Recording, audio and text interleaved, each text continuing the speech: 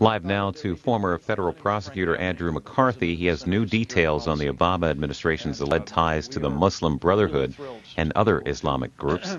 This is live coverage on C-SPAN 3. And through particularly the media, a much larger audience, a man who has acquitted himself in any number of capacities with such distinction that, as I say, my modest vocabulary fails me.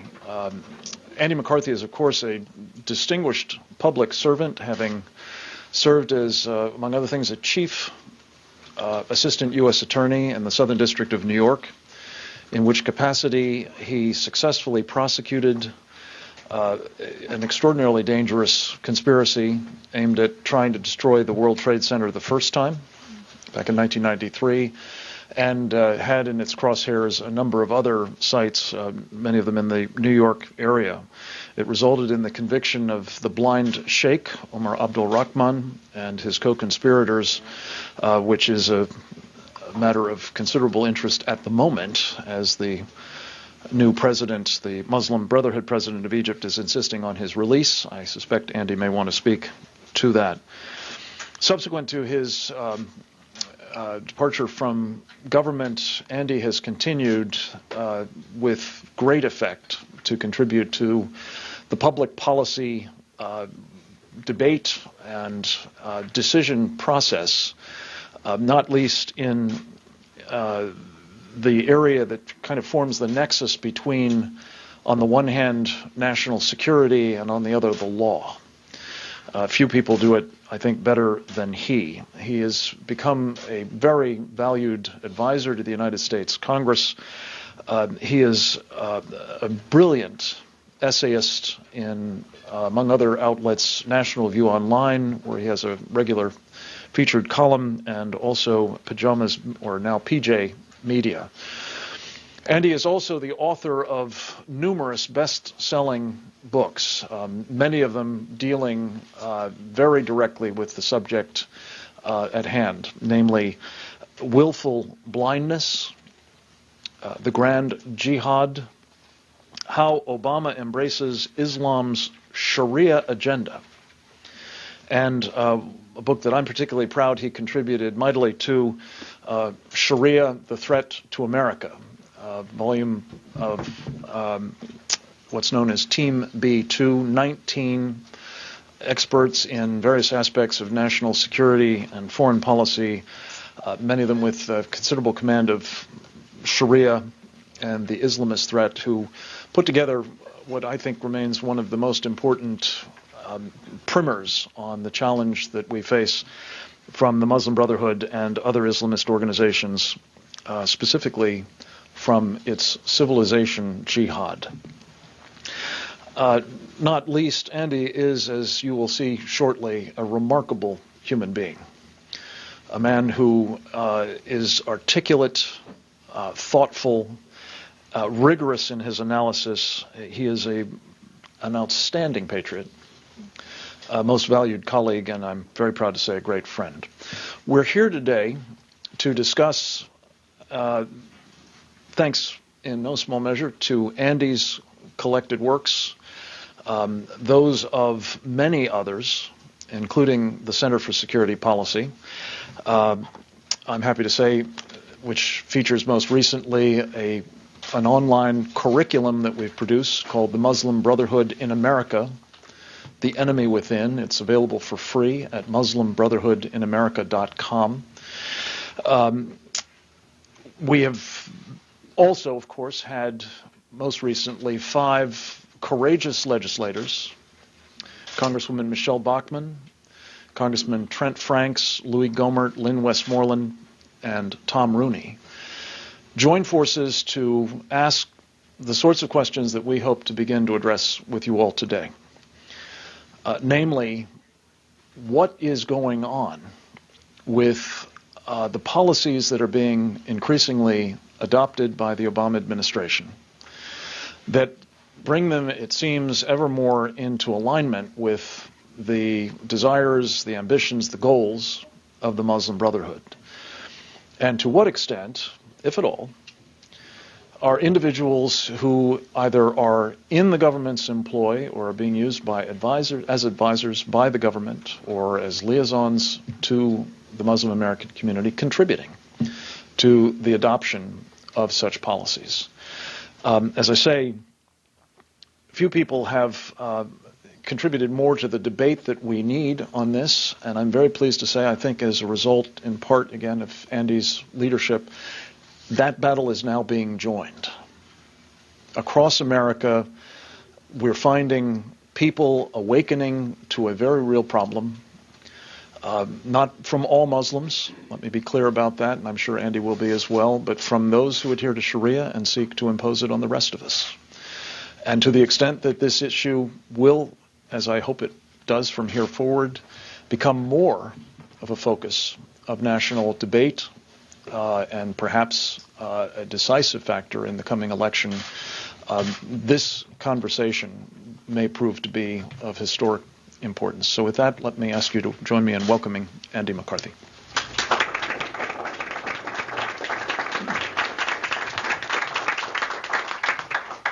Thank you so much, Frank, for those kind words.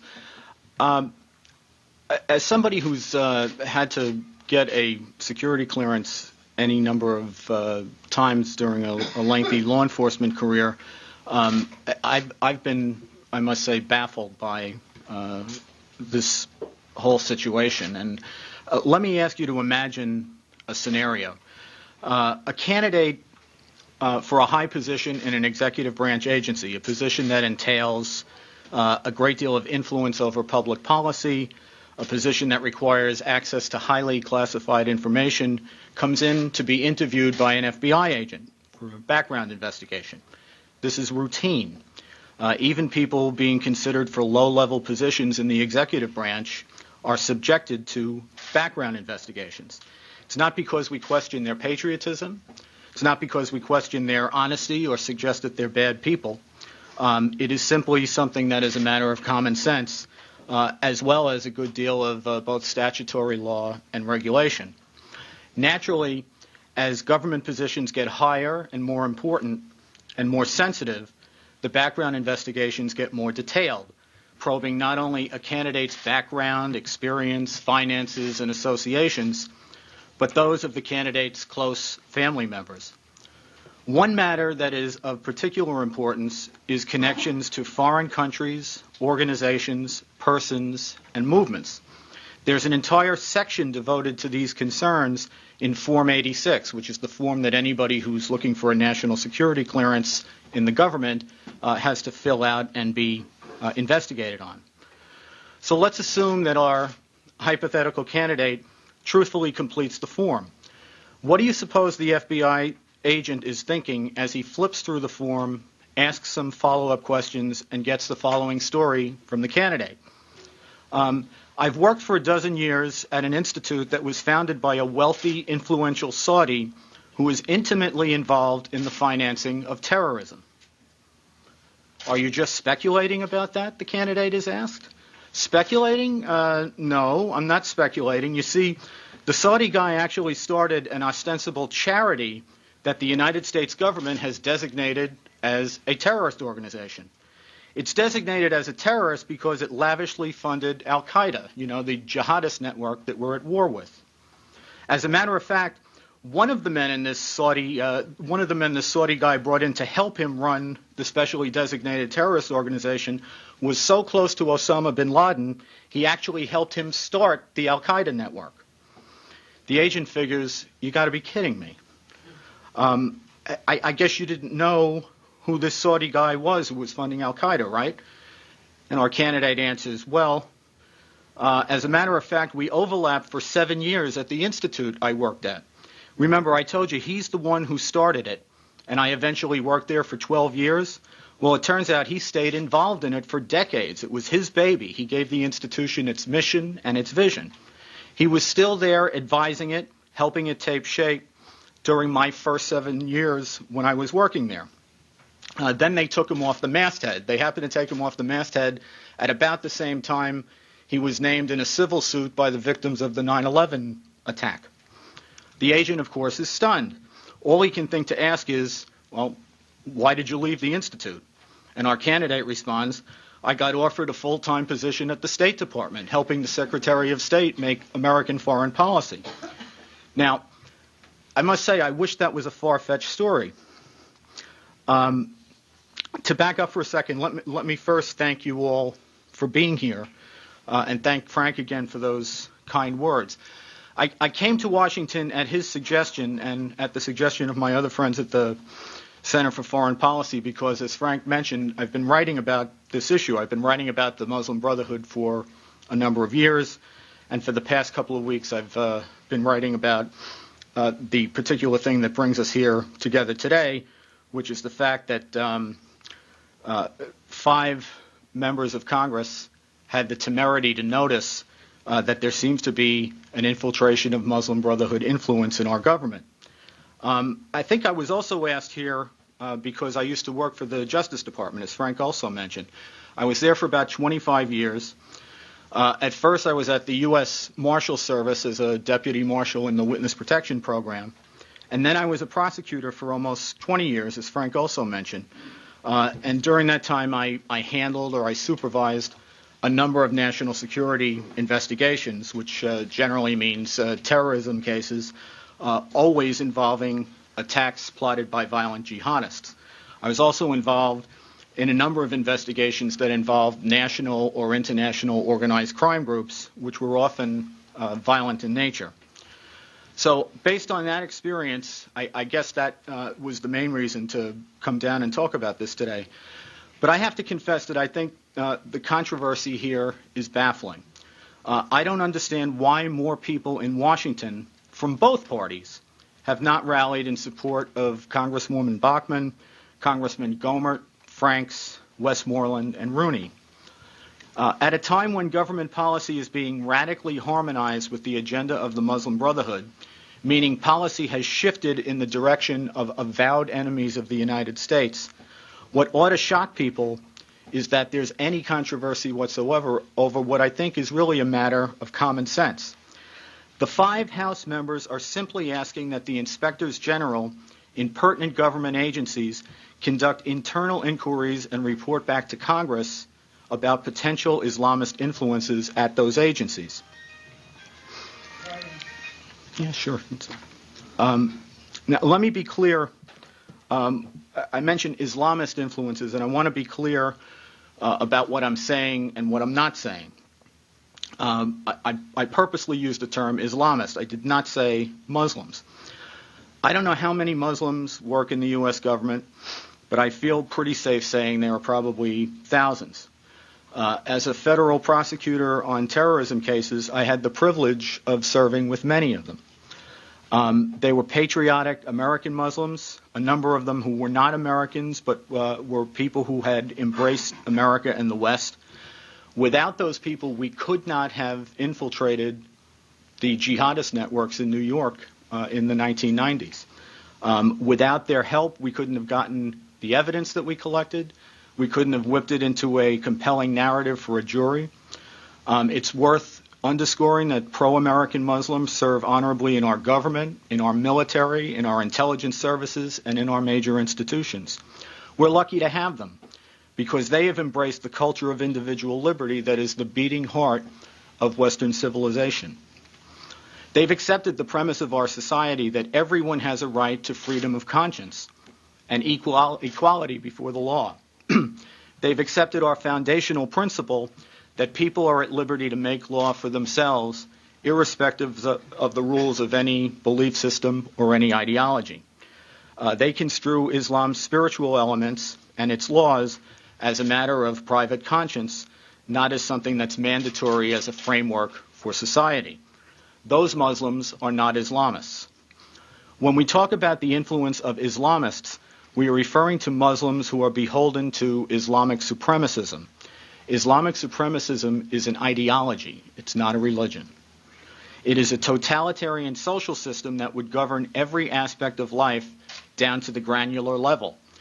Economic, financial, social, political, military, dietary, matters of crime and punishment, even down to matters of hygiene. That's the Sharia system. As interpreted by many of Islam's most influential thinkers, and what I'm going to refer to is classical Sharia, that is the version of Sharia that's subscribed to by organizations like the Muslim Brotherhood and academics like the faculty at ancient Al-Azhar University in Cairo. Classical Sharia rejects basic principles of American constitutional republicanism. In fact, it rejects first and foremost our foundational premise that people are free to determine their own destiny and their own laws, regardless of what Sharia holds.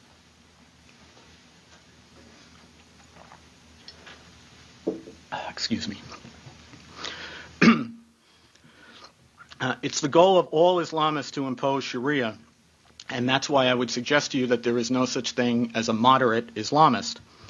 If you want to replace the American constitutional system with Sharia and Western civilization with the Islam of the Middle East, you are not a moderate, however grateful we may be that you're not looking to blow up a bridge in order to impose your desires.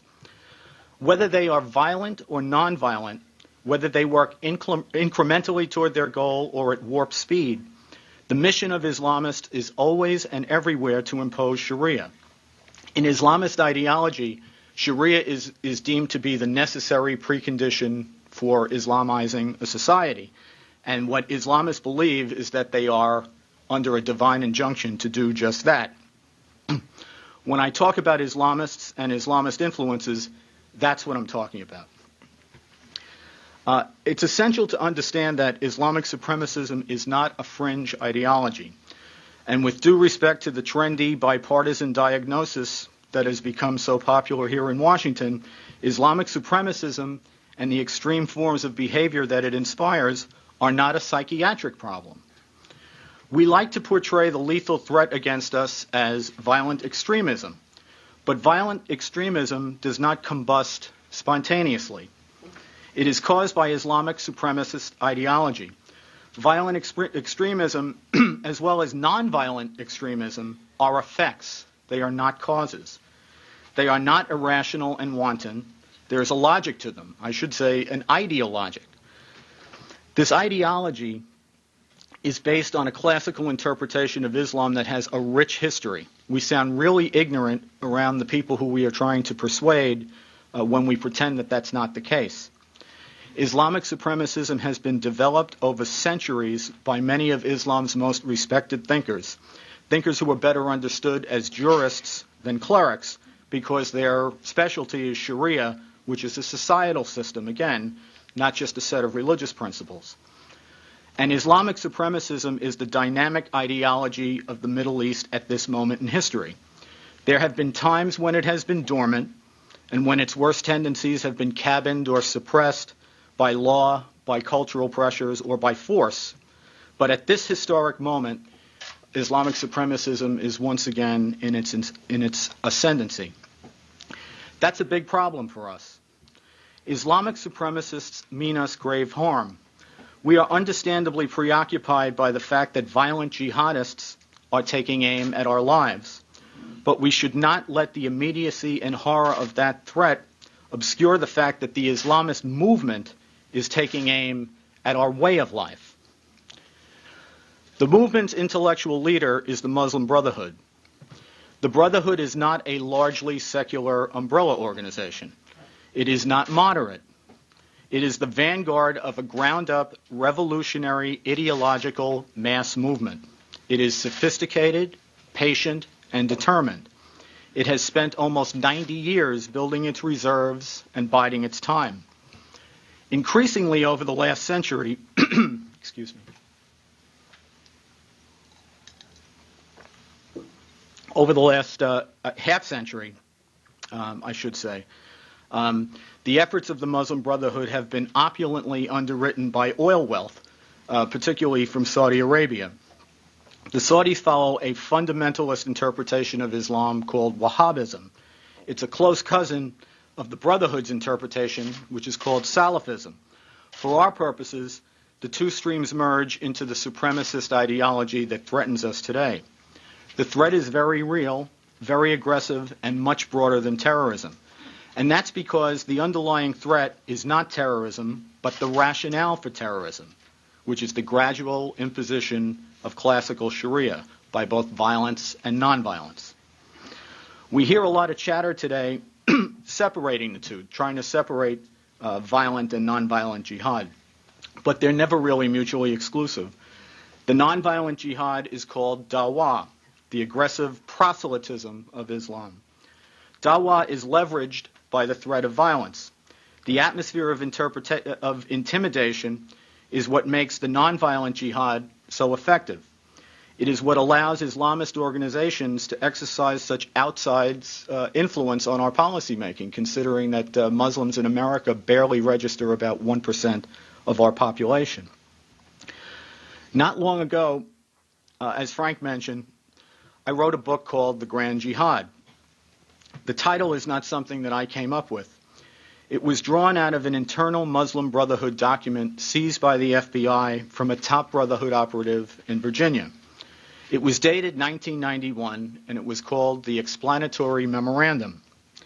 In it, leading brothers stationed in the United States explained to their global leadership how the brothers saw their mission. Civilization jihad, they called it, and then they elaborated. And let me read from what the memo said. The Ikhwan, that's Arabic for the Muslim Brotherhood, the Ikhwan must understand that their work in America is a kind of grand jihad in eliminating and destroying the Western civilization from within and sabotaging its miserable house by their hands and the hands of the believers. So it is eliminated and God's religion is made victorious over all other religions. See, when Islamists speak among themselves, especially when they don't expect that we'll ever see or hear what they're talking about, they're very clear about what they're trying to do. They're also very clear about who they're trying to do it with. The explanatory memo listed 29 different organizations. Many of them are among the most influential Islamist organizations in the United States. They identified those organizations as their accomplices in this grand jihad. And now, the Brotherhood is in the midst of a gradual triumph in Egypt and the broader Middle East. And that leads brothers to become even more bold in their public pronouncements. So, for example, in October 2010, on the cusp of the revolt, the Brotherhood's supreme guide in Egypt, a man named Mohammed Badi, gave a speech in which he expressly called for violent jihad against the United States. Specifically, Badi urged his fellow Muslims to remember Allah's commandment, this is a quote, to wage jihad for his sake with their money and lives so that Allah's word will reign supreme. Applying that injunction, Badi proclaimed that jihad is the only solution against what he called Zio-American arrogance and tyranny. Not negotiation, jihad. Badi also took delight in noting that the United States had been badly wounded by jihadists in Iraq and Afghanistan. From that, he predicted that America, and this is a quote, is now experiencing the beginning of its end and is heading toward its demise. So, contrary to the increasingly, what seems at least to me to be the increasingly popular belief here in Washington, Islamist influences are not benign. They are not something to yawn over. They are something that we need to defend ourselves against. We're talking about a very determined movement that pulls no punches in braying its intent to destroy our country. The most important Sharia authority in the world, Sheikh Yusuf Qaradawi, the Muslim Brotherhood's chief jurist, proclaims that Islam will conquer America and conquer Europe. And by the way, you'll want to remember Sheikh Qaradawi's name. We'll be coming back to him shortly. Islamists not only tell us that they intend to destroy us, they tell us straight out how they intend to do it. Not only by intimidating constant potential violence, but by sabotage. Their word, again, not mine. They will, they say, destroy us from within. They intend to insinuate themselves into our major institutions, including the policy bodies within our government. They intend to compromise us from inside as well as from outside. Where I come from, when serious, competent, threatening people tell you what they're going to do to you and how they're going to do it, that is not something to be ignored. It's something we need to take very seriously.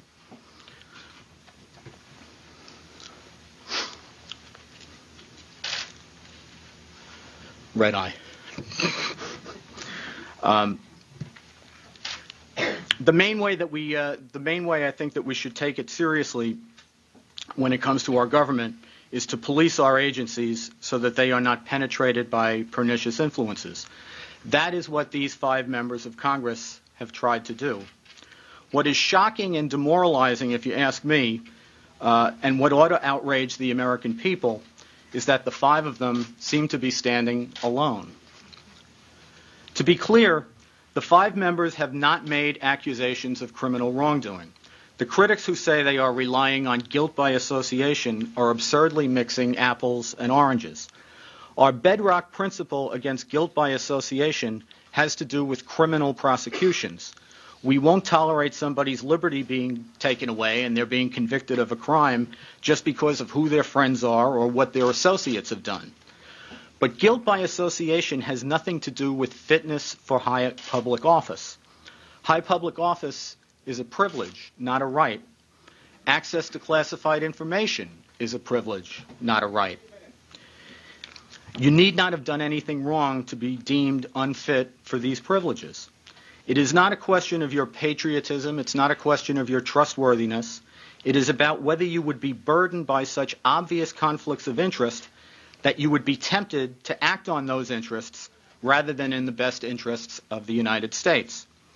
It's about whether the American people can have confidence that you are likely to act in the public interest rather than out of bias or favor or intimidation.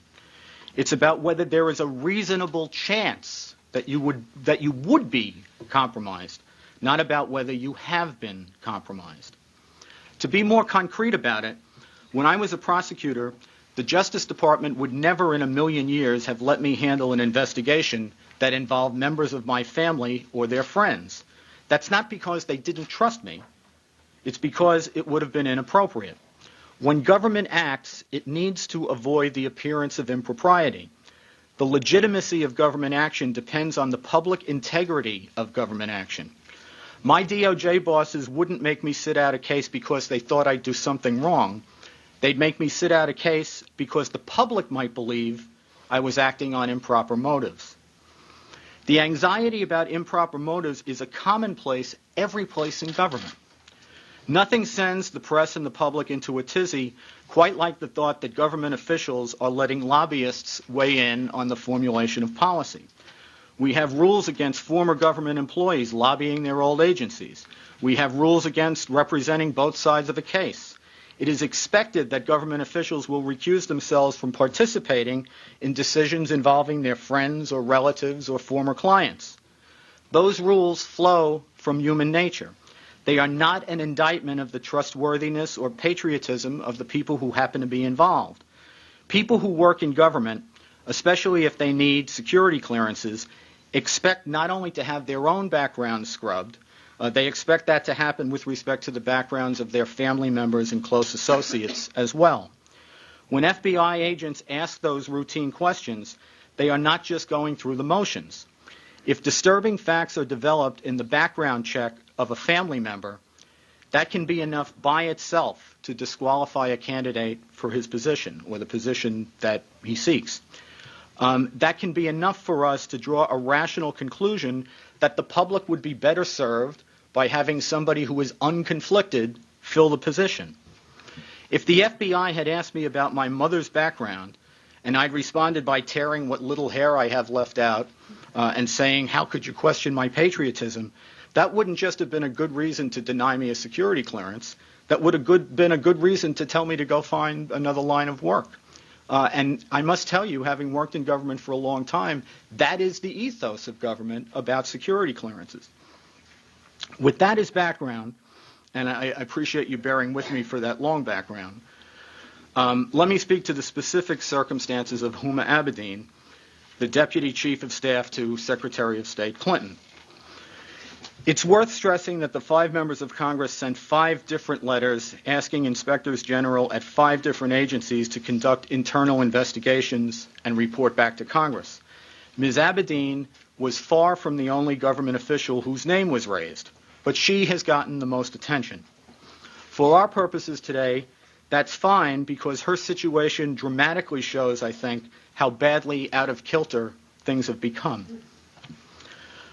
We've heard all the caterwauling about Islamophobia and, naturally, my personal favorite, McCarthyism. Two things about that. First, Islamophobia is a term that was manufactured by the Muslim Brotherhood precisely for the purpose of browbeating people into silence about the activities and threat posed by Islamic supremacism.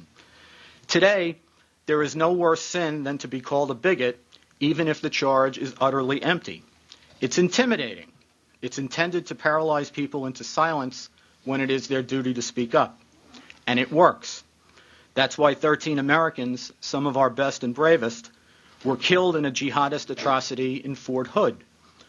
It's also why the government would rather dismiss Fort Hood as a case of workplace violence than deal with the ideology that caused it. Duty is calling us now, and duty has to be done, even if the grievance industry grieves in overdrive.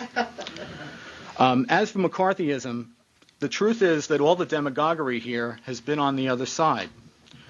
Contrary to the claims that 5 members of Congress have raised, as Senator McCain put it, unspecified and unsubstantiated concerns, they've actually posited some very disturbing factual matters that are quite specific and quite substantial.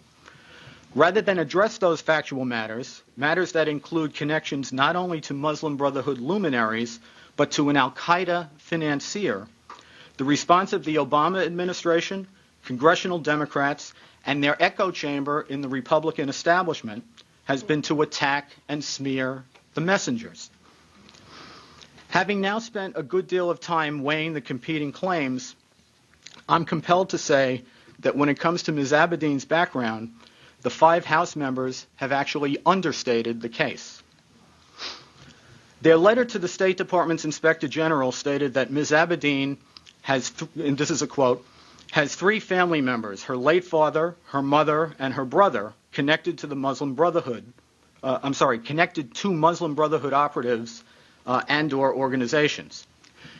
So they concentrated on the family members.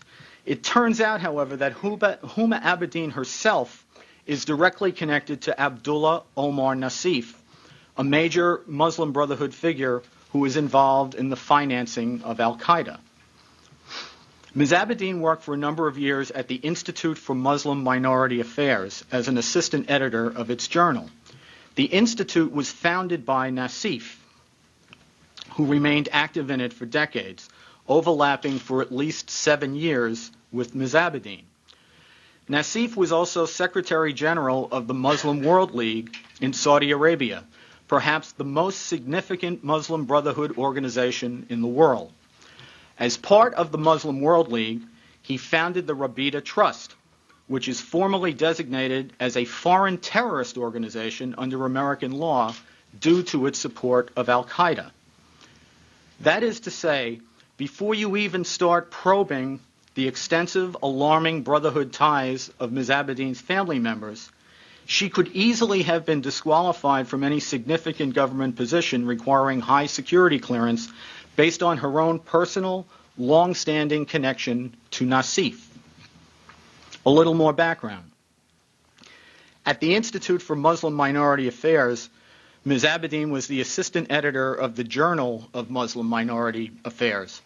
The journal promotes the fundamentalist version of Sharia that is championed by the Muslim Brotherhood, by Abdullah Omar Nassif, and by Sheikh Qaradawi, who we'll deal with a little bit more in a few minutes.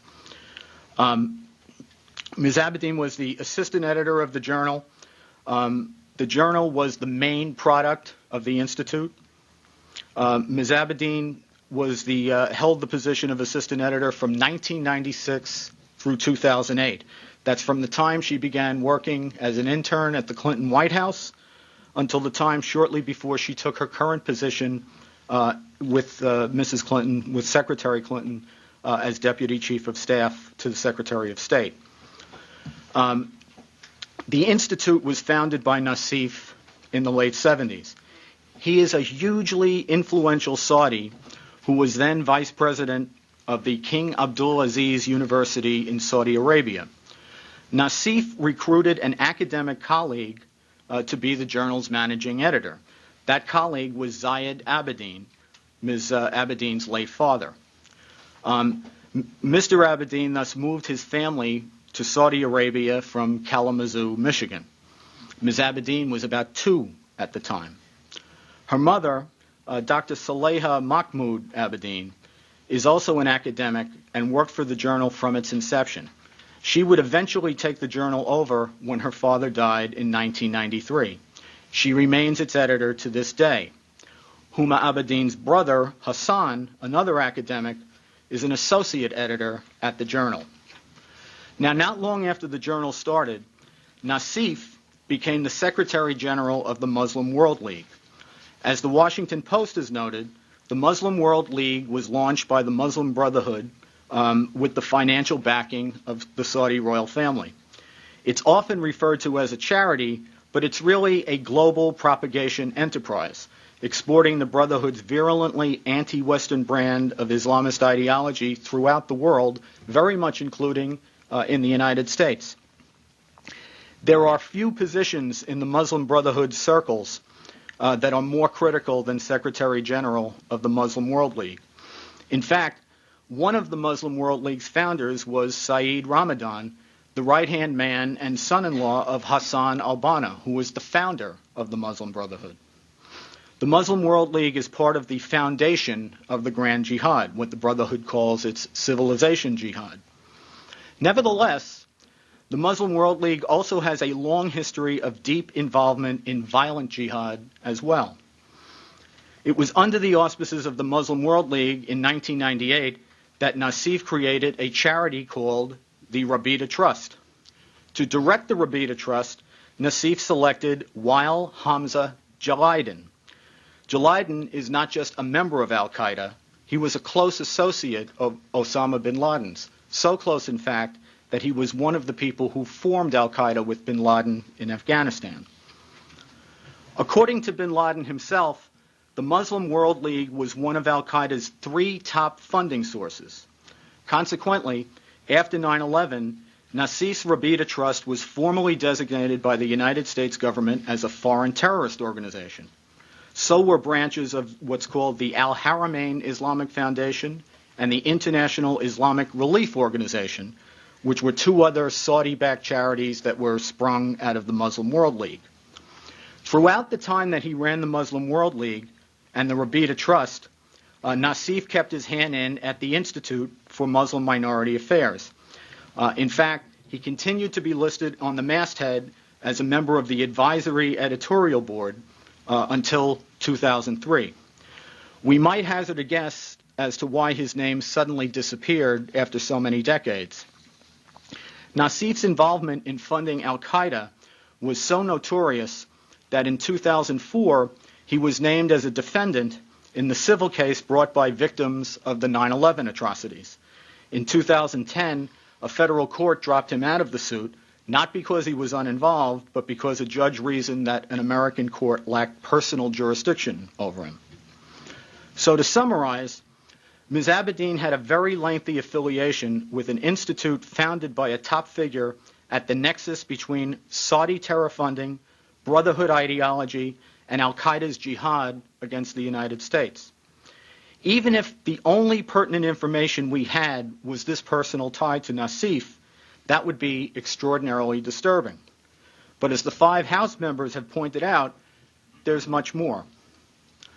Ms. Abedin's parents were recruited by Nassif to head up the institute. They obviously had an extremely close relationship with him for over about 4 decades. Besides being the editor of the journal, since her husband died in 1993, Ms. Abedin's mother, again Dr. Saleha Mahmoud Abedin, has served as a member of the Muslim World League. She also directs an organization that's called the International Islamic Committee for Woman and Child. This committee has been listed as a Muslim World League organization. A top advisor to Dr. Mahmoud's committee is Sheikh Yusuf Qaradawi. He, along with several other self-described members of the Muslim Brotherhood, are actually the authors of the committee's charter. As I mentioned earlier, Sheikh Qaradawi is the Muslim Brotherhood's chief Sharia jurist. He is a fierce supporter of Hamas and has issued fatwas supporting suicide bombing against Israel and against American military and support personnel serving in Iraq. Dr. Saleha Mahmoud Abedin's committee describes itself as part of an organization called the International Islamic Council for Dawah and Relief. I know I'm throwing a lot of organizational names at you. As I understand in the materials that were handed out, there's a timeline and also a couple of charts which lay out what these organizations are. As I said, the committee that I described is part of this Islamic Council for Dawah and Relief. Both that committee and the council are components of yet another group, an umbrella organization that's run by Sheikh Qaradawi, which is called the Union for Good. The Union for Good funds and supports violent jihad. It is a designated terrorist organization under American law. Moreover, the International Council for Dawah and Relief is banned in Israel because of its support for Hamas.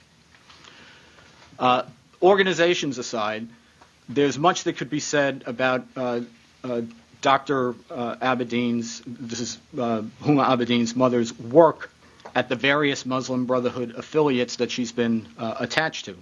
The overarching point, though, is this. She is an ardent champion of classical Sharia law. Her committee's website, for example, has called for the repeal of Mubarak-era Egyptian laws that ban female genital mutilation, child marriage, and marital rape.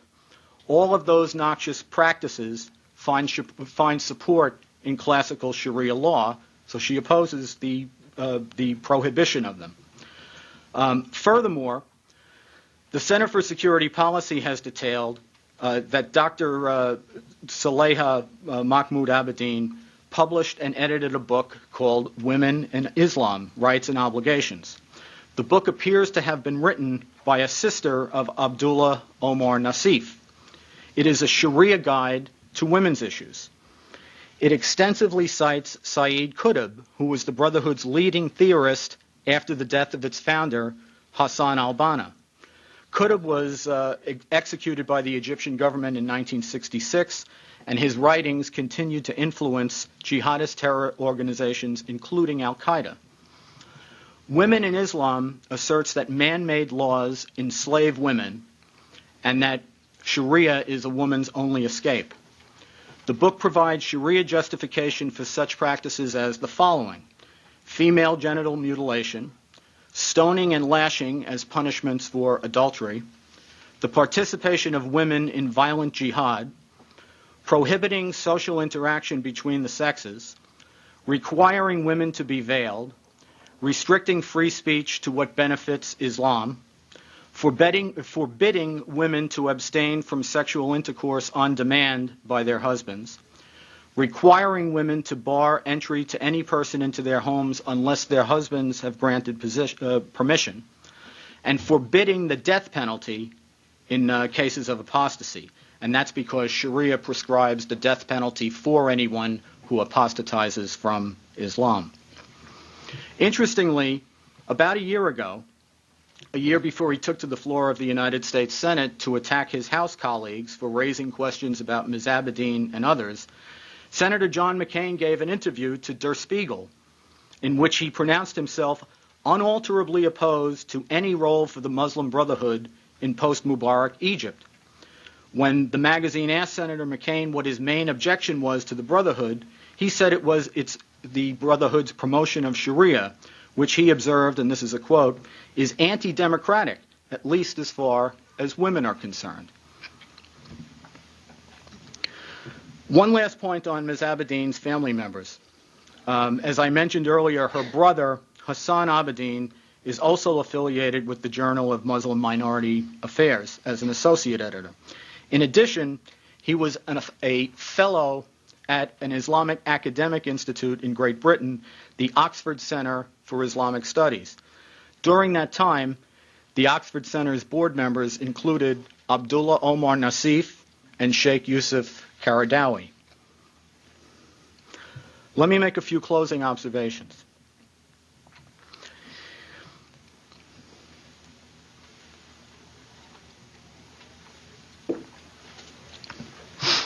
In the end, our system's mainly about political accountability, I think much more so than legal remedies.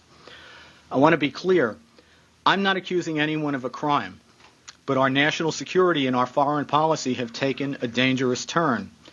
That needs to be a campaign issue, regardless of whether the two candidates seem inclined to make it one. The principal policymakers in the Obama administration, it should be stressed, are the President and the top members of his administration, in particular Secretary Clinton when it comes to foreign policy. No one I know, least of all me, is contending that President Obama or Secretary Clinton needed Huma Abedin in order to develop Islamist sympathies.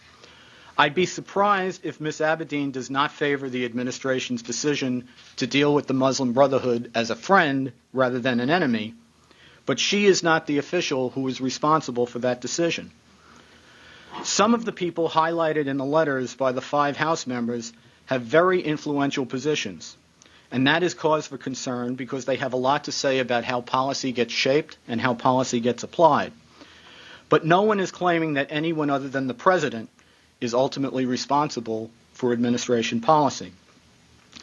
It is also true that presidents and cabinet officials get to consult and seek assistance from pretty much whoever they want. The old adage that elections have consequences is apt here. Cabinet nominations and confirmations have consequences too. If you don't want people with disturbing connections to deeply anti-American organizations like the Muslim Brotherhood to have influence on government officials, then the point is to avoid electing and confirming politicians who are going to put such people in those positions. Still, all that said, it is Congress's responsibility to scrutinize executive branch policy, especially when the policy choices endanger the nation. Let's consider just some of those policy choices in the last 3.5 years. Since 2009, the Obama administration has abandoned the federal government's prior policy against dealing directly and formally with the Muslim Brotherhood. The State Department has not only been supportive of that dramatic shift, it has embraced a number of Muslim Brotherhood positions that undermine both American constitutional rights and our alliance with Israel. To name just a few manifestations of this policy sea change, the State Department has an emissary in Egypt who trains operatives of the Muslim Brotherhood and other Islamist organizations in democracy procedures. We're actually helping them get elected. The State Department announced that the Obama administration would be satisfied with the election of a Muslim Brotherhood-oriented government in Egypt. The State Department has collaborated with the Organization of the Islamic Cooperation, a bloc of governments heavily influenced by the Brotherhood, in seeking to restrict American free speech rights in deference to Sharia prohibitions against examination and negative criticism of Islam. The State Department has excluded Israel, the world's leading target of terrorism, from its Global Counterterrorism Forum, a group that brings the United States together with several Islamist governments, prominently including its co-chair, Turkey. By the way, Erdogan's Islamist government in Turkey now finances the terrorist organization Hamas, which is the Muslim Brotherhood's Palestinian branch. At the Global Counterterrorism Forum's kickoff, Secretary Clinton decried various terrorist acts and various terrorist groups, but she did not mention Hamas or attacks against Israel. Transparently, this was in deference to the Islamist governments the administration has chosen to partner with, to the exclusion of Israel. Those governments adhere to the Muslim Brotherhood's position that Hamas is not a terrorist organization and terrorist attacks against Israel are not terrorism. The State Department and the Obama administration waived congressional restrictions in order to transfer about $1.5 billion in aid to Egypt after the Muslim Brotherhood's victory in the parliamentary elections. The State Department and the Obama administration waived congressional restrictions in order to transfer millions of dollars in aid to the Palestinian territories, notwithstanding that Gaza is ruled by Hamas, which again is a designated terrorist organization and the Brotherhood's Palestinian branch. And I should note that with respect to a designated terrorist organization, if an American citizen tried to provide material support, they'd be guilty of a serious felony. Speaking of which, the State Department and the administration recently hosted a contingent from Egypt's newly elected parliament that included not only Muslim Brotherhood members, but a member of the Islamic group, Jamaat al-Islamiyah. The Islamic group is the jihadist organization headed by the Blind Sheikh, who, as Frank mentioned, was my defendant back in the early 90s. He's currently serving a life sentence for his leading role in the terrorist plot that not only bombed the World Trade Center, but planned an even more ambitious campaign of simultaneous attacks on New York City landmarks. Like Hamas, the Islamic group is a designated terrorist organization to which it is illegal to supply material support.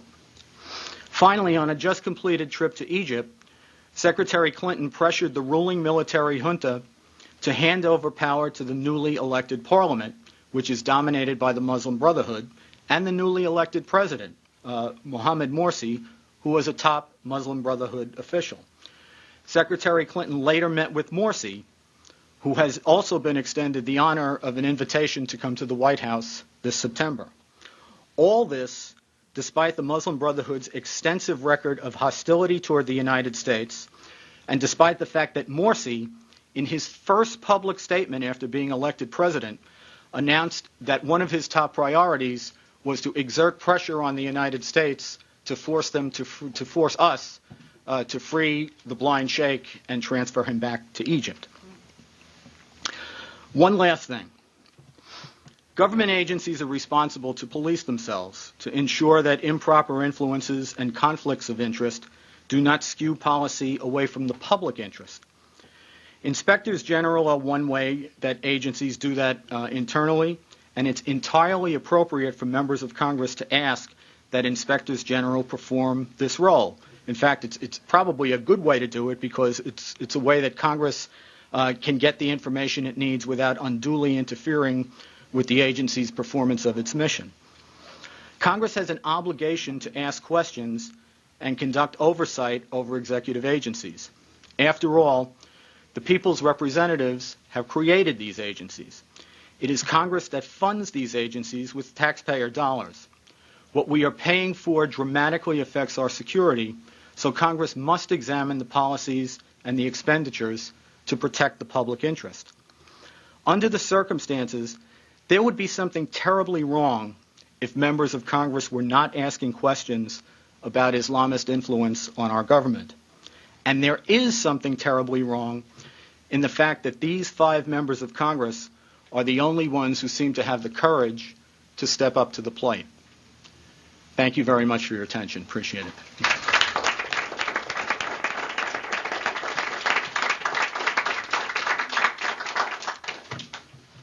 Sir? Mr. McCarthy, thank you very much. My name is Bob Petruzak, and I'm a former state prosecutor. And I have always been intrigued with the chain of events that led to the seizure of the explanatory memorandum that you discussed this morning. And I have been looking at the affidavit that resulted in the issuance of the search warrant for that home in Annandale, Virginia. And I've noted that the FBI believed that there was a connection to Al-Qaeda and that the individuals who were caught on the Chesapeake Bay Bridge prior to the seizure were performing reconnaissance for Al-Qaeda. I even have the pertinent paragraphs of that affidavit with me this morning. And my question is this: should we as citizens not be concerned or even angry that since 2004, our government has not adequately investigated and prosecuted this connection with Al-Qaeda? Well, we don't know that they haven't adequately investigated it. We have, I think, agents, particularly on the front lines, are doing what they can to investigate this pretty thoroughly. And let's not forget, we know the enemy is trying to hit us, and we have not suffered a reprise of 9/11 since it happened. So I think you don't want to undersell the energy that our agencies devote to protecting America, because they've done a pretty good job of it, I'd say, for the last 10 or 12 years. That said, the relationship between Al-Qaeda and the Muslim Brotherhood is very interesting. One of the items, I guess, of conventional wisdom that seems to be being sown here is that one of the things that makes the Brotherhood moderate is that they're less wild and crazy than Al-Qaeda, who wants to just kill everybody and impose Sharia on the fast track. The interesting thing is they have a very tetchy sort of relationship. The Brotherhood has a good thing going here in the United States. The nonviolent jihad is working quite well for them. I think they've made a calculation that jihadist attacks in the United States are to be avoided because they're doing perfectly well without them. They don't mind the atmosphere of intimidation that results from terrorism attacks, but they realize that when there are terrorist attacks in our country, there's going to be a significant blowback, and that will affect their operations in a negative way. On the other hand, when you're talking about American armed forces or other American presence operating inside Islamic countries, when Al-Qaeda attacks Americans in Islamic countries, the Muslim Brotherhood fully supports them. And in fact, the Muslim Brotherhood lauded bin Laden many times. The things that were said about bin Laden by the Brotherhood in Arabic were quite different from some of the things we heard in English. So it's an interesting connection between the two. Yes, ma'am.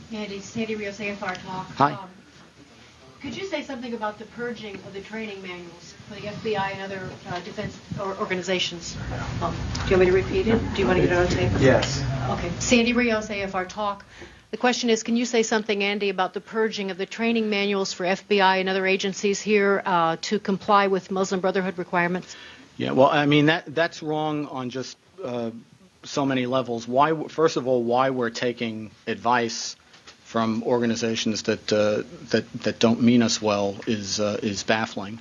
The thought, let's assume for argument's sake that what you're hearing is right and that there's some outrageous stuff in the training manuals. If these are the people that we're training to protect our country from intelligence, I think they can probably be exposed to stuff and figure out what's wacky and what's for real. If they can't, I don't know why they're being trained for the jobs that they're being trained for. And finally, here's how much I think things have changed in 15 years. After the blind shake, the way that we prosecuted the blind shake was to prove that there were injunctions toward violence in the Quran. I'm not suggesting that that's all the Quran says, but what he said was in there, the blind shake. He would sew those injunctions into his commands to violence, which is what made them so powerful. What made him powerful, think about the blind sheikh, right? Blind, diabetic, probably bad ticker, every malady you can imagine, utterly incapable of doing anything helpful to a terrorist organization except running it. And what was his source of influence over it? It was the fact that he is not a nut, which is what they wanted to, what the government was saying back in 1993. He's a doctor of Islamic jurisprudence, graduated from Al-Azhar University, and a renowned authority on Sharia. That was what enabled him to command the organization. So we prove that we have this very influential jurist who uses these commands that are threaded through the Quran and gets his followers to commit acts of terrorism. And for that, the Clinton Justice Department brought us down to Washington and gave us, what a Prosecutor of the Year award or whatever it was. And I don't mean to belittle it. We were very honored to go down and get it. Flash forward 15 years later. people who suggest that there are commands to violence in the Quran and they are the fuel that ends up in violent extremism are now called Islamophobes. So what we used to call evidence is now basically a hate crime. And if they get their way and the First Amendment cutbacks that the Organization of the Islamic Cooperation would like to see somehow find their way into our law, it will be much harder not only to prosecute terrorism cases, but even to talk about them. Yes, sir. Mr. McCarthy, West Vernon, Renew America.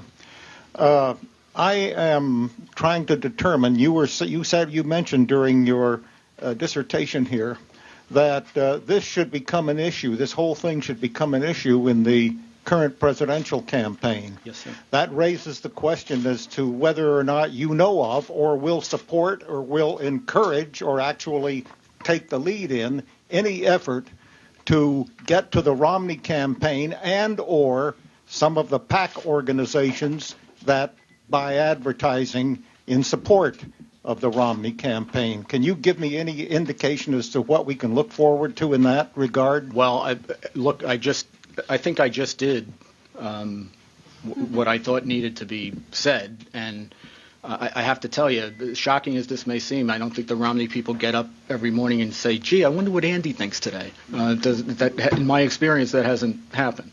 So I'm going to keep plowing away because I think it's important for the country. And I meant, did you know of any effort look, I think it's very obvious that this is a crucially important issue. And let me just explain why I think so, other than the obvious.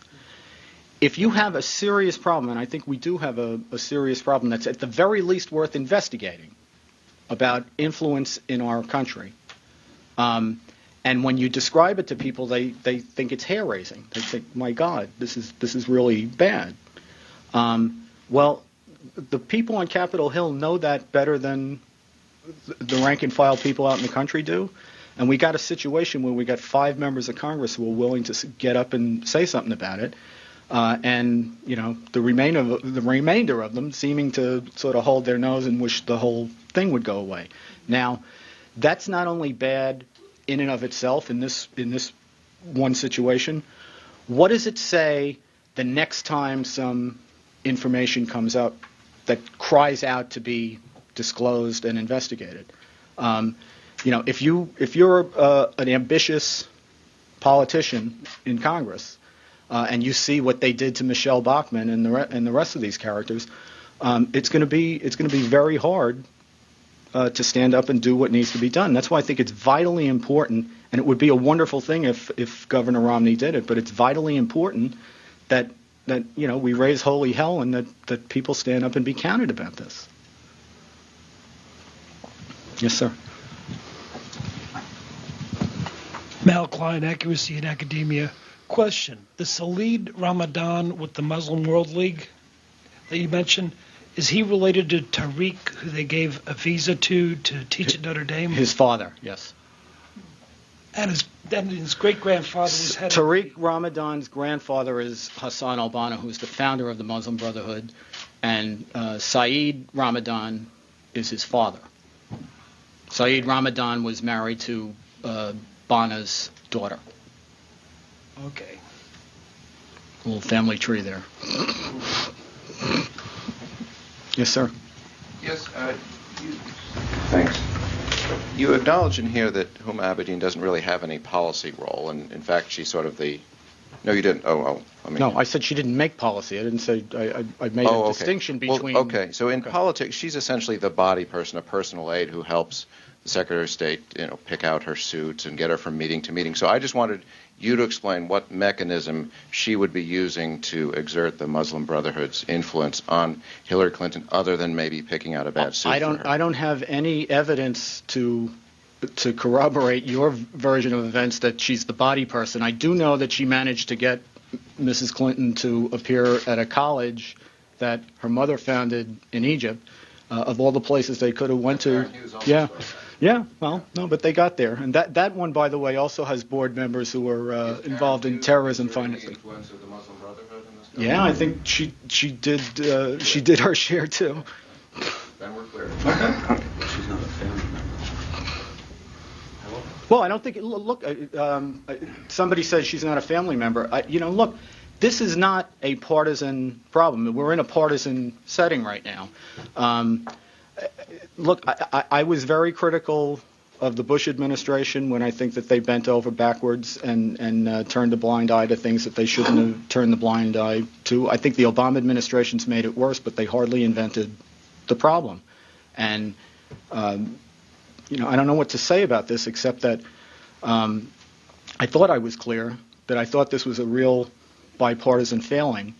I'm very proud of the 5 people who stood up and were counted and are continuing to stand up, regardless of the fact that they've really been put through the ringer. But there's some 500 other people who either haven't been heard from, or when they have been heard from, they said the wrong things. And some of them are Republicans and some of them are Democrats. I don't think stupidity doesn't seem to be a partisan condition. Yep. Yeah. Wait, one more. Can you be more specific on what is the danger if, like, we just open arm give open arm to Muslim Brotherhood as a country, as a leader of the country for the president, Egypt? I was just wondering if it's just peaceful open arm. Well, I guess what I don't see it as is peaceful. I think that they are a committed enemy of the United States. You get that. I don't think this requires a great deal of mind reading. You get the supreme leader of the Brotherhood come out and say in October of 2010 that there ought to be violent jihad against the United States.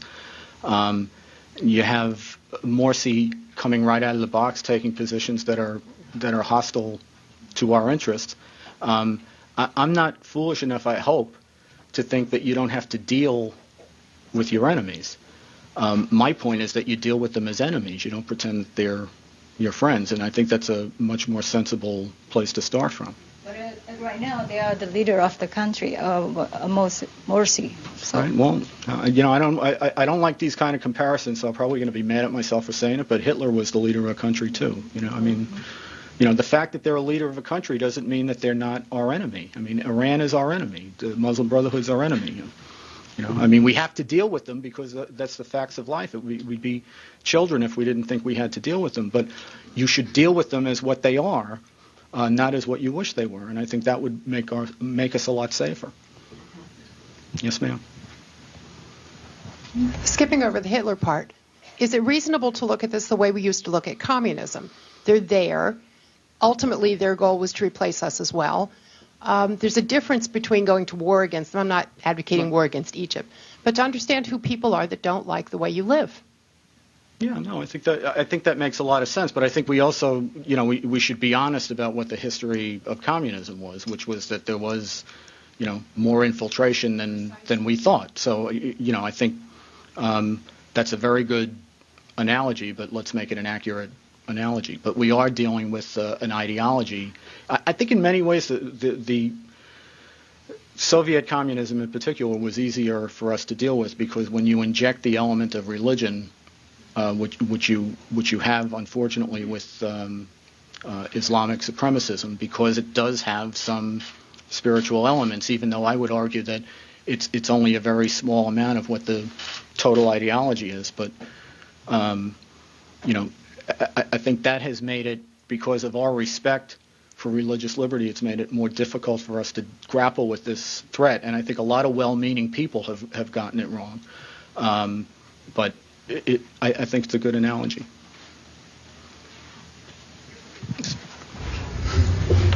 Before Osama bin Laden was killed, you had an interview, I think, with Catherine Jean Lopez of National Review, suggesting that he had outlived his usefulness to the Muslim Brotherhood, and that therefore it would be okay for the Obama administration to kill him. Do you think the Obama administration killed Osama bin Laden as a favor, since he outlived his usefulness to the Muslim Brotherhood?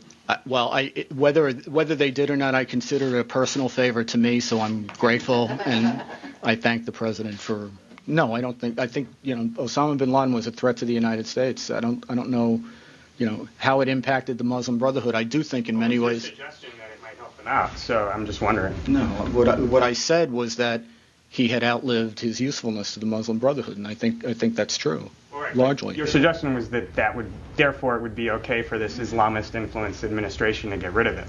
I see. So if there's 15 reasons why it was a good idea to kill bin Laden, that's the one we're going to focus on. That was the one you made. I mean, nobody else made that argument. I'd never heard it before. I'm a whack job, I guess. I don't know what to tell you. Well, I mean, you can get sarcastic, but you made it. I mean, I thought it was crazy too, but then again. Well, then we're in agreement. Look, I think Osama bin Laden did outlive his usefulness to the Muslim Brotherhood. I don't know what to tell you, but that is hardly a reason why the President of the United States, the commander-in-chief in a war against al-Qaeda, would authorize an operation to kill al-Qaeda, to kill bin Laden. If it had a residual benefit or whatever impact it had on the Muslim Brotherhood, then that's the impact it had.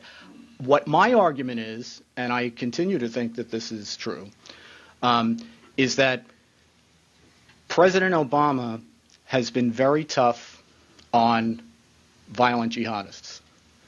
And, for those who mentioned the partisan issue, back during the 2008 campaign, I argued that Obama was completely right and McCain was completely wrong about Obama's promise that, if Pakistan wouldn't deal with the jihadist cells in Pakistan, that he would deal with them. And McCain shrieked and said, they're our ally. How can you say such a thing? That's crazy. And I thought Obama had it exactly right. It's a good thing for the country that President Obama has been tough on violent jihadists. I think it's unfortunate that they've so botched up the issue of detention that it seems that that they sometimes kill in circumstances where we could capture and collect good intelligence. But that seems to me sometimes almost to be a quibble, because I frankly thought Obama was right when he talked about Pakistan, but I didn't believe him. So, he proved me wrong. When he got in, he's been very tough on Pakistan and Yemen and in all kinds of different pockets.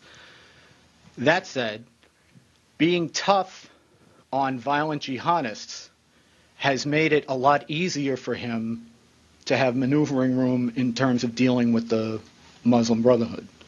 And I don't have in front of me, whatever it is you're quoting, but my recollection is that was what I was trying to get at. In other words, the fact that he has cracked down aggressively on violent jihadists, in many ways more aggressively than President Bush did, has made it easier for him to embrace these Muslim Brotherhood groups without having a lot of political fallout from it. How does same-sex marriage fit into the whole Islamist agenda thing? Same-sex marriage. I'm just curious. You said Islamist sympathies. I mean, if the Muslim Brotherhood wants to impose Sharia law, I assume, and the Obama administration is sympathetic to that, I assume, same-sex marriage is going to have to fit in there somewhere. I didn't say Obama wants to impose jihad sympathies. You said the goal he has Islamist sympathies. You said the goal of Islamism is to impose Sharia law, and you said the Obama administration has Islamist sympathies. All right, well, you're way too quick for me. I apologize. I'm sure I'm not, though. I think you just don't like the question. Well, look, I guess, look, there's a fair question in there someplace, and it is this. To say that Obama has Islamist sympathies is not the same as saying he's an Islamist or that he wants to impose Sharia. What it is saying is that, and I'll make a broader point about the hard left in general, there are many historical instances of leftists and Islamists working together. They exist right before our eyes now, and they've gone back, more than half a century. That doesn't mean that the two of them agree on everything. They agree on a number of core things. They're both sympathetic to the idea of a totalitarian system. It's not the same totalitarian system, but they disagree on a lot of important things too. They tend to combine with each other when they have a common enemy. But once there isn't a common enemy, they've also fought with each other pretty viciously in history. So I don't see why there's a problem with saying that Obama has Islamist sympathies and saying that he's not an Islamist. I mean, I think that's pretty elementary. But if I'm confusing on that, then, yes, sir. Two comments. Sir. Two comments, Mr. McCarthy. One is the comment that the enemy of my enemy is my friend from the Middle East. But the other one, if you dig into WikiLeaks, what you find is that Harry, who is Obama's deputy, had talked to the Germans. They wouldn't take him out. And so he arranged for a phone that was compromised so he could take him out. He didn't think he was strong enough and radical enough. Because Osama bin Laden did not want to take certain weapons of mass destruction into the country just yet. He did. It's out there. You can dig it up. Okay. Nick Cementelli from Faith in Public Life. Mr. Gaffney doesn't believe that Obama was born in the United States. Also, he says there's mounting evidence that he may still be a Muslim. Do you agree with those claims? See, I address as far as the Muslim business is concerned, I address this in my book. I don't think, since I argue most of the time that we should avoid imposing Sharia in the United States, I think the president gets the benefit of that as well. There's some evidence that he was at least raised as a Muslim when he was in Indonesia. There's some documentary evidence that corroborates that, and there's some other circumstances. So far as I know, the president has never done anything to affirm Islam as he proclaims himself to be a Christian. I don't know why we would question that. It's in Islamist ideology where they say once we brand you as a Muslim, you're a Muslim for life, and if you try to leave, you're susceptible to or liable to the death penalty. That's not our way of thinking. So if somebody wants to run a nutty theory that Obama is a Muslim because at one time he may have been in his childhood raised as one, which I don't know to be true either, then good for them. But I think it's a stupid thing to do. I mean, so you would describe Mr. Gaffney as running nutty theories? No, I wouldn't. But Mr. Gaffney believes that. You're assuming that I'm going to accept your recitation of what he said. I don't know. That's a direct quote. There is mounting evidence that he may still be a Muslim. I'd rather see the quote before I say anything. If it were true, though, you would say it's a nutty theory. I'm not going to play that game with you. I've said what I think. And the allegations of birtherism, that he's not born here. Do you think it's a credible question? I think is what a credible question? Whether he was born in the United States? I think that he could have done a lot more to take the question off the table. You don't think the birth certificate was enough? No, which birth certificate? The one he released publicly. I'm not going to do the birth certificate. I'm here to talk about the Muslim Brotherhood. Enough. No. Thank you. You're welcome. Sir, I just want a few. Hi there. My name is Anna Skibinski. I'm from Epoch Times. I would just like a few examples of how the U.S. has trained the Muslim Brotherhood in democracy procedures that help them become elected. I believe you mentioned that earlier. Yeah, there's a guy who's a State Department official whose name escapes me at the moment, who is the Obama administration's point person for, I think they call it like point person for democratic transitions. He's given a number of interviews, I think some in the American press, but certainly in the Arabic press, where he explains that they give democracy classes in the procedures of democracy, which without having him give chapter and verse. What I take that to mean is sort of organizing political campaigns, developing election strategies, developing platforms, and the like. This is almost a direct quote, but I remember him saying, "Some days the Islamists come, and some days they don't." He is also, by the way, the official who said that the Obama administration would be, I don't want to misquote them, but it's something along the lines of satisfied with a Muslim Brotherhood victory.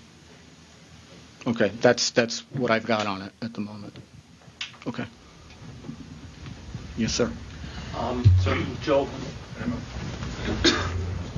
Himmelfarb, I'm with the Investigative Project on Terrorism. A question for you. The Center for American Progress, well-connected Democratic think tank, put out a study in which they said that there's an Islamophobia industry. It includes the Center for Security Policy, my organization, the IPT, and yet some of the people who've been making these same charges are groups that are actually much larger than ours, like the American Civil Liberties Union and various other groups that are very, very well connected on the political left.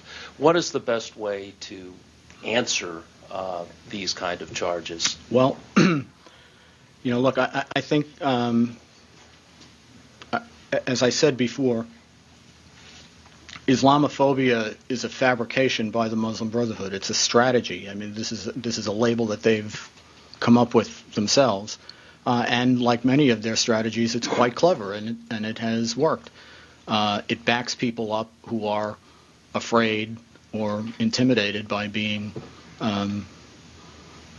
subjected to that kind of smear. I don't know what to advise people other than you just sort of have to tune that out and not care about it. I don't care about it, so I have trouble identifying with people who do. But I understand the problem. I just think it's a mistake to think that you need to get into a rational argument with people who are moving a movement, not actually trying to have a good faith give and take with you. Yes, ma'am. Mr. McCarthy, it's a pleasure being here with you today. I had a question about some comments that Secretary Clinton made in Istanbul last summer, where she said that this administration would use old-fashioned techniques of peer pressure and shaming, basically, to prevent any kind of Islamophobia or, threats of imminent violence. And I wanted to know, how much further down the rabbit hole are we going to go until there's a change and the tipping point where there's enough knowledge, there's enough anger, there's enough proof for us to stop this? And kind of at what point can we turn the tables?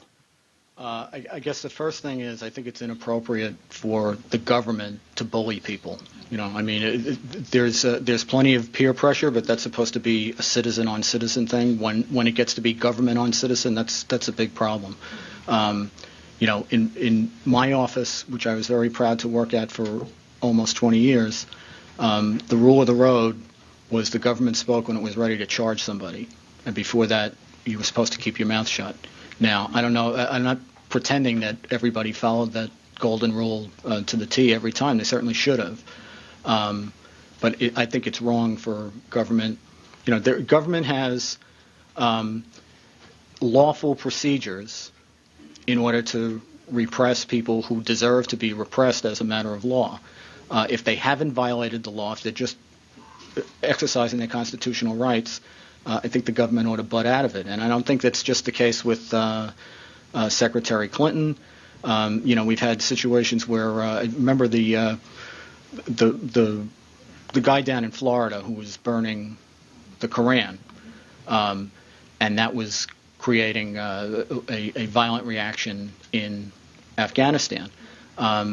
Senator Graham and General Petraeus had a lot to say about the guy down in Florida who was burning the Koran. Now, I happen to think that that's not a good way to go about registering your dissent. I think there's a lot better ways you could do it. But the guy had a right to do it.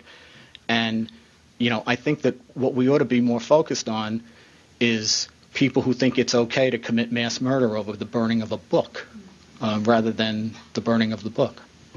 I think that's wrong. In terms of how far are we going to go, I think there's going to be movement on the OIC's resolution, which does attempt, and as I understand it, the administration has been supportive of this in this Istanbul process, to try to do an end around the First Amendment in a way that would enable it to crack down on commentary about Islam. Now, I don't want to get riled up about that until I see exactly what they're going to try to do. Some of this may be a minuet they're doing with the OIC just to try to keep the temperature down and try to keep good relations. But some of it may be substantive and serious. So I think that's the thing to keep an eye on, what happens with that resolution. Yes, ma'am. You don't want radicalization from the Islamists. So I'm just wondering, what do you do, to prevent the radicalization from your side or the other side of this Islamists? Because whatever people say can be inflammatory for the radical people. Well, but they're already. You mean, how do we prevent them from being radicalized? Yeah, I mean, there's some. It says from right-wing radical. There is for example, the burning a mosque or something like that, or killing other people because of from this. Look, I think I made a living doing this for a long time. When people violate the law, they ought to be prosecuted, and they ought to be, and that includes incitement. There's a lot of, there's a sometimes difficult line between, free speech and incitement to violence, but there are legal tests, and they do work, and those people ought to be prosecuted aggressively. But I don't think that we should compromise an iota our lawful First Amendment rights because a bunch of lunatics think it's okay to commit mass murder over what in our society would be slights that are almost so insignificant they're not even worth mentioning. So you disagree with whatever accusation that whatever the extreme says, and then the action of those radical, there's connection. Look, I think there's a difference. I don't think the government always has to lead everything. If you got a lunatic someplace who wants to burn a Koran to call attention to himself, then I think that's the time when peer pressure, like the real peer pressure, not the government peer pressure, the real peer pressure, we ought to trust that we have a good enough society that we can dissuade people from doing stupid things. But every now and then, that's kind of what the First Amendment's about. Every now and then somebody's going to do something that's very provocative, very upsetting, in some ways almost, insensitive to the point of being inhuman. And the way our society is, and the way I think we want it to remain, is we swallow hard and accept that in order to have the free exchange of points of view that we have. Yes, sir. I have what may be a slightly tricky question, but it's my name is Ron Thompson, but it's a follow-up on your comment about the smallness of the spiritual element in Islam. And it almost feels a little indiscreet to ask, but Can I just, before you continue, what I meant was comparative smallness. I didn't want to. What I meant was that component of it. When you look at the totality of what Sharia would regulate, I didn't mean to suggest, and I hope I didn't, that I thought that the spiritual elements of Islam were small in the sense of being, something that you would dismiss. Okay, I'm inclined to think they are, and it leads a little bit to my question, which is, aren't good, decent, patriotic American Muslims bad Muslims? In other words, how is it possible to be a good Muslim and not be in favor of Sharia law? There are a wide variety of interpretations of Islam, and there is a lot of courageous and creative effort that is underway in the Islamic community to try to reinterpret the aggressive passages, or to try to put them in a historical context that says that was for then, but it's not for now. Do you see any success with that? There's some success. There are places like Indonesia. Now, Indonesia is actually, I think, trending badly at the moment. But the practice of Islam in Indonesia is very different than the practice of Islam, generally speaking, in Saudi Arabia. Let me tell you something else from my own experience as a prosecutor doing terrorism cases.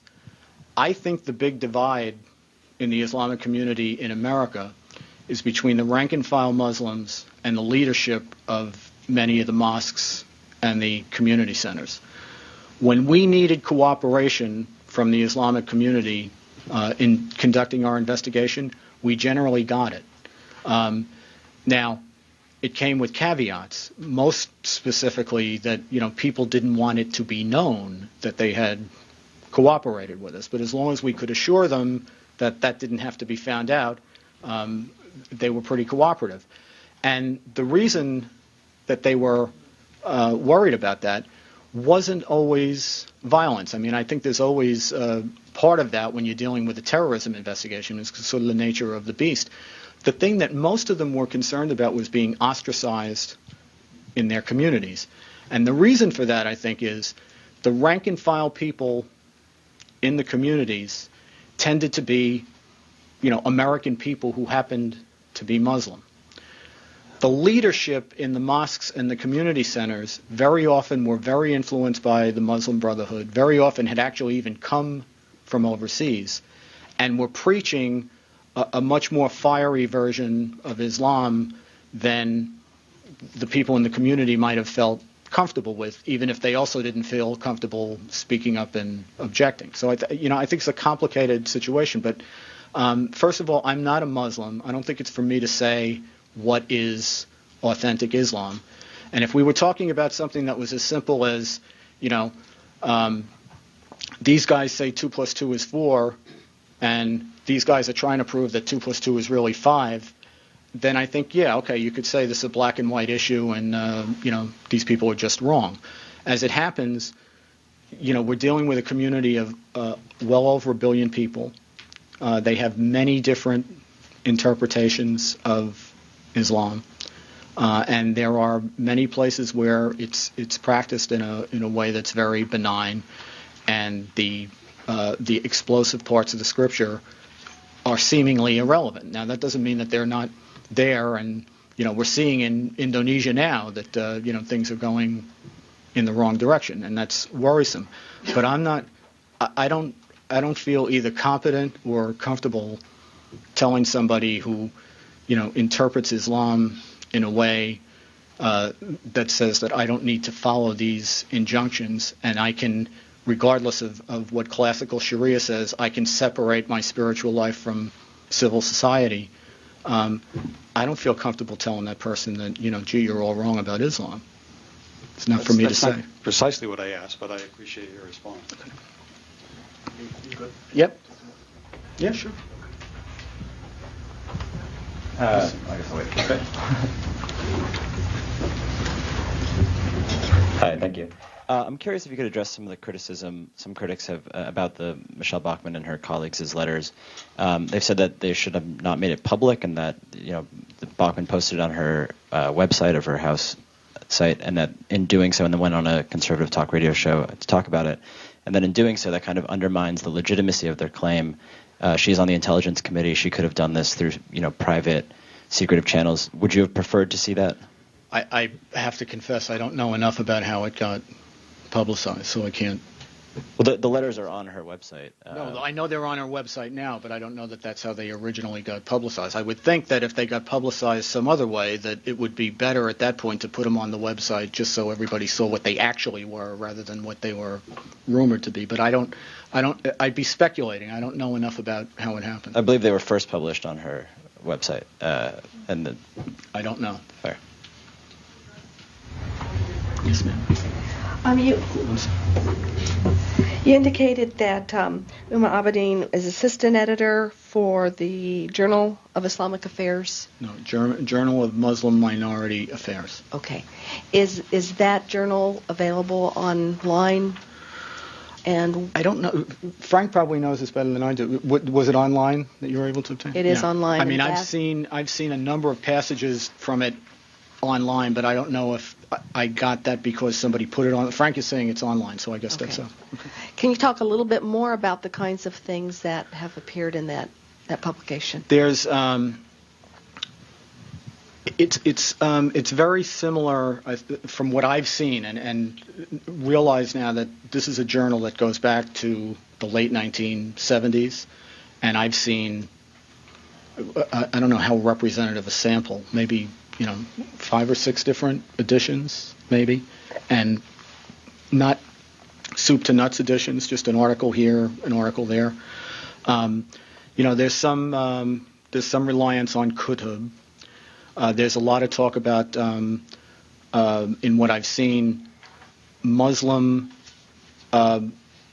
minority communities, particularly in the West, which is interesting because it's an issue that's greatly important, particularly to Sheikh Qaradawi.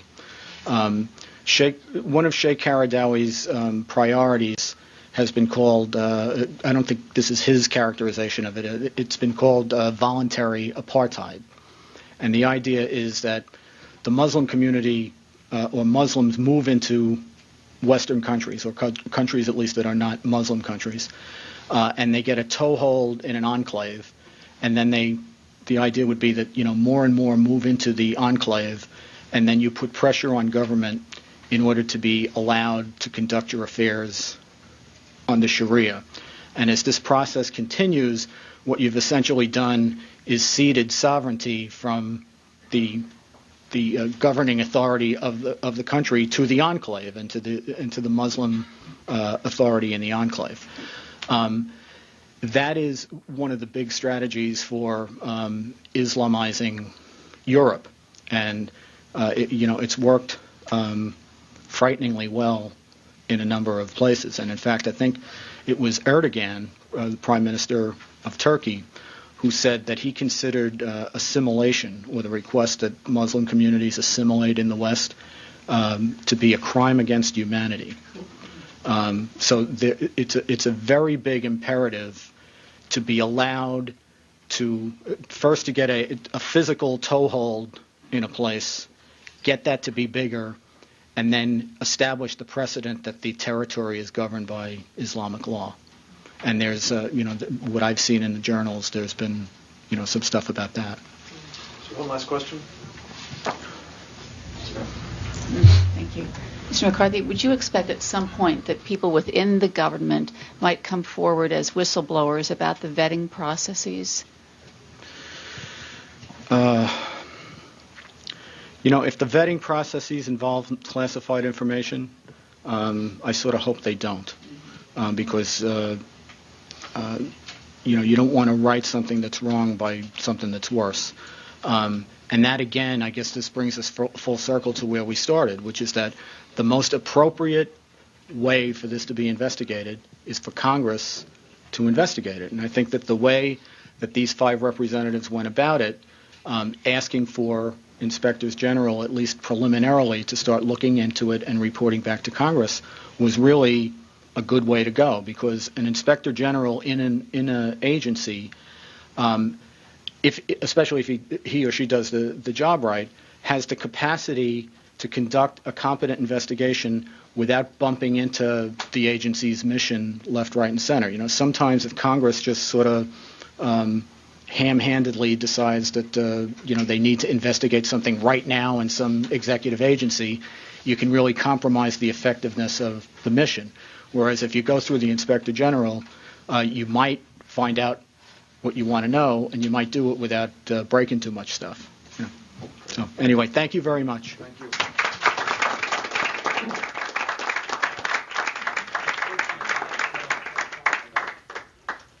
Let me just thank Andy McCarthy for what I anticipated was going to be an extraordinary drill down on the problem, and thank all of you for being here. I just want to say on your way out, if you didn't get it, In your packets, there are two important letters that went to the Congress, to specifically House Speaker John Boehner in the past couple of weeks, one from 17 prominent conservative figures, the other from Andy McCarthy and 4 other very, very influential figures in the intelligence and law enforcement community.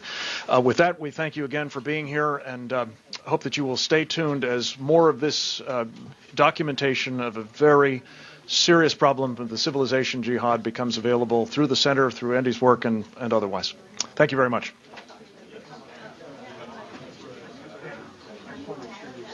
Wes, so if you have a moment before you leave, maybe on lunch. All right. Could we maybe go over here and talk privately? Right. How are you? How are you?